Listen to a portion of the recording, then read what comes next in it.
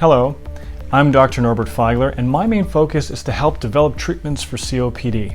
And this is the COPD Medical Minute. In this episode of a three-part series covering the basics of COPD, we focus on medications for managing COPD. Although COPD cannot be cured, it can be treated. COPD treatment can make it easier to breathe, feel better, do more, and stay out of the emergency room and hospital.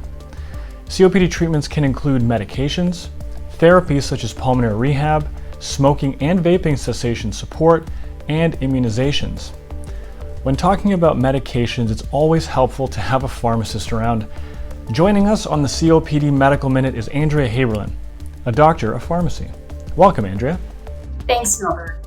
Every person's experience with COPD is different, meaning they may experience different symptoms, such as shortness of breath, coughing with or without mucus, wheezing, or chest tightness. Also, the severity of these symptoms may vary. That's why there are different medicines to do different jobs. Some relax the muscles around the lungs' airways. Others reduce swelling in the airways. And there are medications to reduce mucus production. A COPD treatment plan can include two types of treatment: a maintenance medication and/or a rescue medication. Maintenance involves medications, often long-acting, that people with COPD must take every day to keep symptoms at bay and to help reduce the risk of future flare-ups. Rescue relievers are fast-acting medicines that are used to alleviate symptoms. If a rescue inhaler doesn't help to lessen the symptoms, call a doctor, because this may indicate a flare-up. Generally, these medicines are delivered directly to airways and lungs, using an inhaler or a nebulizer.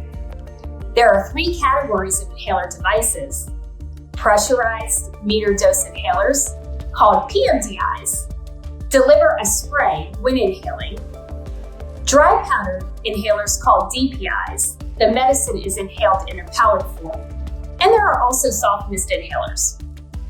A nebulizer is a device that changes liquid medicine that can be inhaled into the lungs through a mouthpiece or face mask.